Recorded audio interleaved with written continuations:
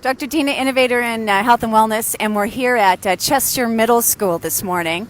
So I got a call from a dear friend who I've known for about 13 years, whose child is here at middle school, and she's been out here every morning protesting, the kids having to wear masks by herself.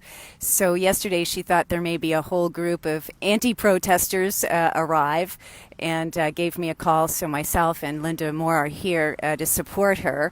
So I thought we'd just put her on and you can have a talk with her. Linda and I are members of the Atlantic Common Law Assembly, who are really forming a group. I mean, we have our assembly formed, but welcoming new members to our group to help fight this government tyranny of masking our kids. Again, I've said this many times before, but the masks don't protect against viruses, but they do reduce your kids' oxygen and affect your brain health. So let me just turn it around. Oh, there is some support. There we go. I think there's Karen. Okay, so we'll be, I'm just going to turn this around and we'll speak to a few of these ladies.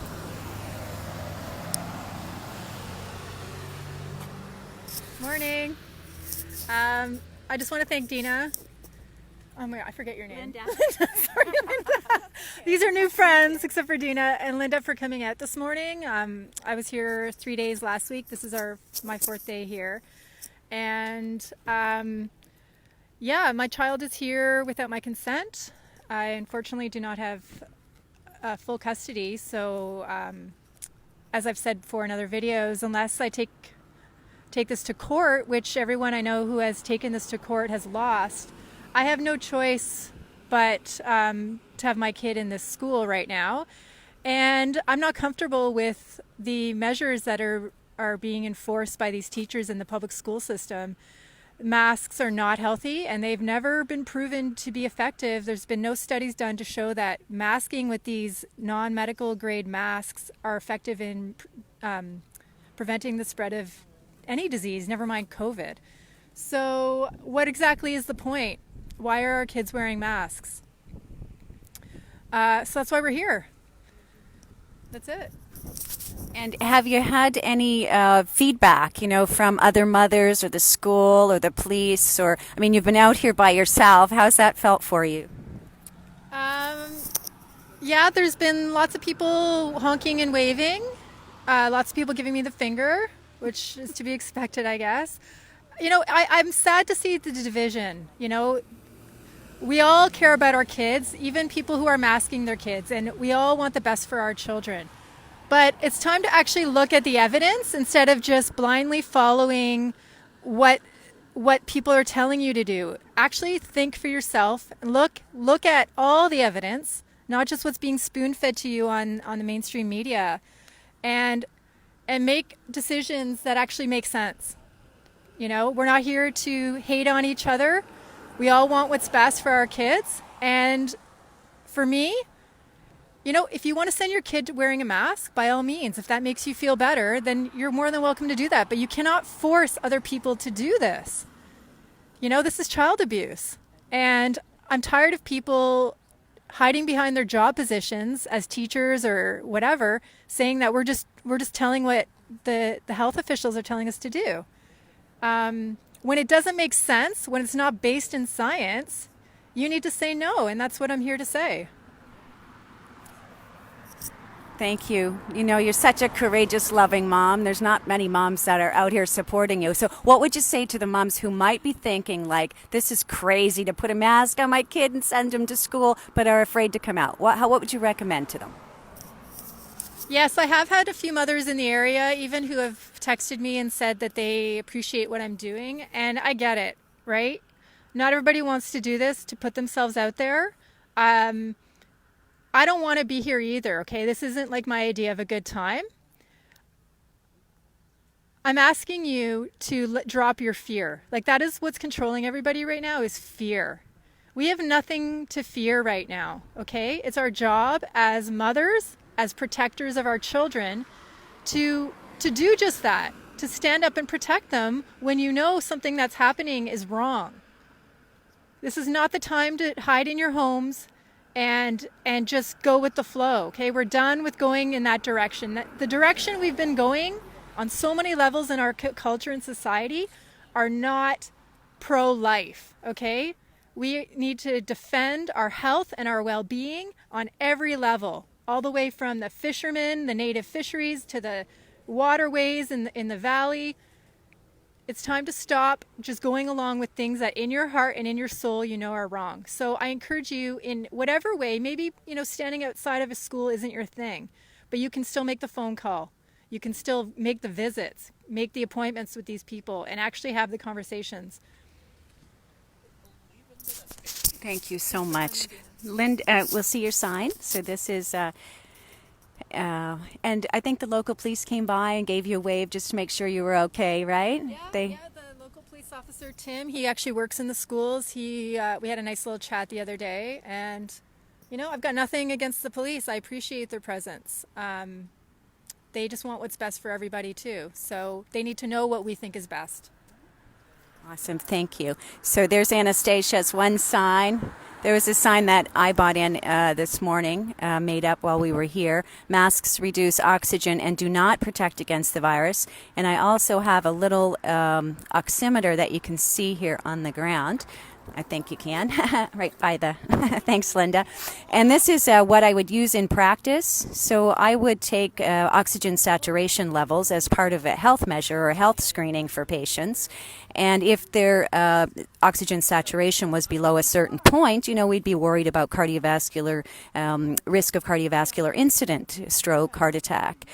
So it was a measure of health, and you can see a YouTube video I did, previous YouTube video with these, thanks Linda, with the oximeter, and you can see that the masks actually reduce oxygen. I did it on myself, I did it on the live video, so you can go to YouTube and wake up with that. And see it. Wake up and smell the tyranny is what that says. So here's the Chester Middle School with a concerned mom who's out here today. And Linda has came out. Linda is now just recently voted as our educational coordinator for the Atlantic Common Law Assembly that we established September 18th here in Nova Scotia. And Linda, why did you come out today? Well, I just want to start raising the awareness of the issues with masks. I would love to gather the parents, moms, dads, with masks and without masks. We can sit around together and hear each other's stories and try to come to some common ground, which will essentially protect the children. We have to band together, even though we have differences. We have to agree to disagree, and we have to educate each other and just come together. So it's the beginning stages. Common law will give us power. We will stand up. Others will learn to stand up. It's such a freeing feeling to let go of some of the tyranny and to know that we can wake up and live fresh air. The masks, I haven't tried one. I'm not going to. And I seem to be healthy and well, as we all are. We're aware of our immune systems, and we're going to focus on wellness. Thank you. Thanks, Linda. And what did you copy to bring down here today? You went and did some copies in case we met with the anti-protest mothers. I've not gotten to give any out yet. It's just a few little thoughts. Just read the warnings on the packages. It says it does not protect against COVID-19 or other viruses. And, my thoughts were, what will you tell your children or your grandchildren when they ask you what you were doing in 2020? Will you tell them you weren't awake? That it was more comfortable to do as you were told? Or will you tell them proudly that you found your voice and spoke up for the health of all children and learned to build up immune systems and heal the world? And you're worried about me not wearing a mask. I'm worried about the global elite and their fetish for children. We are not the same. Thanks, Dina. Thank you for coming out. Thanks, Linda. And we have someone new here. Can we see your sign, Karen? The other side? That's great, Karen. So Karen's also part of our Atlantic Common Law Assembly, and we were just talking this morning. Do you want to talk? Do you want to say anything? Just briefly. Okay, good. There's not a whole lot I can add to what it was already said, but I don't want to be one of the parents that are kind of, having knowledge coming to me, knowing that something's wrong, worried about our future, and just not, standing back and walking my family to the train. I don't want to be that woman. When something is happening down the road, I want to do all I can do, at least be, at the end of the day, say, I knew something was up and I took a stand to prevent it. I don't want to be a sheep. And that's basically all I can say. Masks are harmful. Good. And you drove today from? I came from New Glasgow because we need to stand together. We need to have unity. This is not okay, and we need our voices combined to be heard. And how long a drive is that? I have no idea because I got lost. I left at 6:15 and I got here, at 9? So it should have been probably shorter. So I can't give an accurate detail on that one. Good. So what would you suggest to parents who are scared and, just don't know what to do? Look to your heart. Your children are important and we need to protect them, They're supposed to breathe oxygen, this nice fresh air, the oxygen. That's what they need to develop and grow. And if you put something over their mouths, they're not getting that. And what else are they going to get? We don't know. There's going to be a lot of things that happen as a result of masking. My children are not masked. I had to fight to have that happen, and I'm proud. I'm a proud mama bear to make that happen. Other people need to stand up. Thanks, Karen. Let's see if I can turn this around, get another shot of the middle school back here. So Karen actually emailed me and had some questions about, how to unmask her kids and send them to school. And then each new person that came in, Julie and Tara, and there was a whole group of moms that I then sent to Karen because Karen figured out how to do it, right? How to bring the kids back and not have masks. So she had developed kind of a little online presence to support other mothers.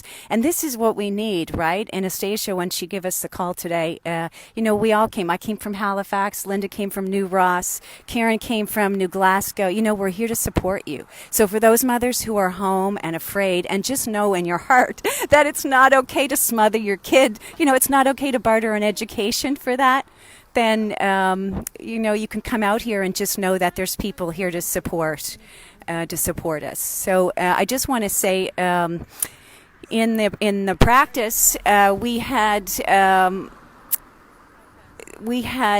some concerns.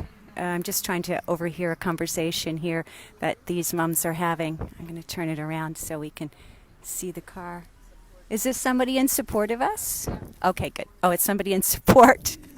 So I don't need to take their license plate number. No. So what I'll go back to talking about, though, is I'd like to talk about the Atlantic Common Law Assembly that we established on the 18th. And this really was established out of desperation on my part.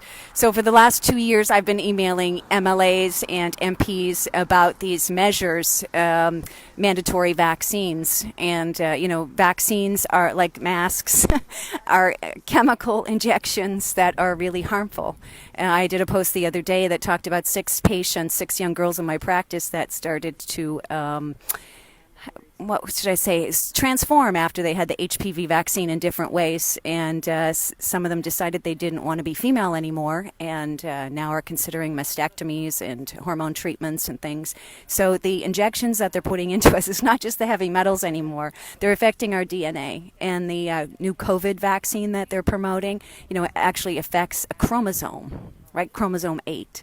So it's pretty scary because once it starts to affect the DNA, we really can detoxify from it, right? The heavy metals, we've figured out how to work that. But once they start, changing your DNA and you become kind of a hybrid human, there's not much we can do about it. So mothers, this is why we're out here. This is why we need to stand up. It's no good to be silent anymore. And if you're looking for a group, you can connect with me via email or healthtruth.blog through the blog. Or the website Republic of Canada, and these are a group of people that understand the tyranny. They understand you because the thing is, you feel like you're alone, but you're not. So within our group, we have people that are concerned concerned, as Anastasia said, about what's happening to our land and the waterways and our trees and deforestation and the glyphosate that they're spraying. We have mothers that are concerned about masks and vaccines. We have small business owners that are concerned about the tyranny that the government has placed upon us, and forcing us to close. And it's really part of their agenda, right, to take out the middleman, to take out the small businesses. So what we'd like to do is put the love and resources and time and energy back into our communities. And that's why we're here at Chester Middle School today. So again, if you need more information, connect with me at healthtruth.blog. Republic of Canada, I'll post that website when I get home. And just know you're not alone, and we're here to support each other. And together, we're stronger and can make a change. We are the change. We're making a difference. And as we grow in numbers, our influence and our strength will grow too. So this is Dina Churchill inviting you to reach for the stars, envision and achieve your personal best, and most of all, enjoy the journey.